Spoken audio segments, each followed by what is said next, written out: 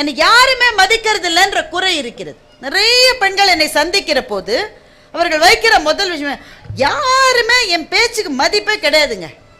எங்கள் வீட்டில் சின்ன வாண்டுலேருந்து பெரிய ஆள் மட்டும் ஒருத்தர் என் பேச்சை மதிக்கணுமே.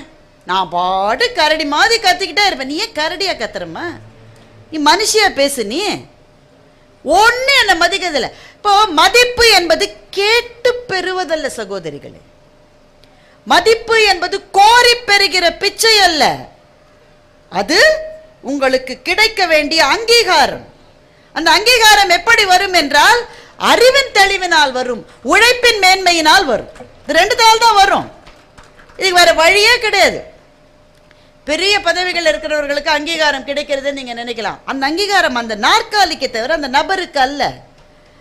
அவர் அங்கிருந்து போன உடனே ஃபேர்வெல் அன்னைக்கு பெரிய மாலையை போட்டு நீள நீளமா கவி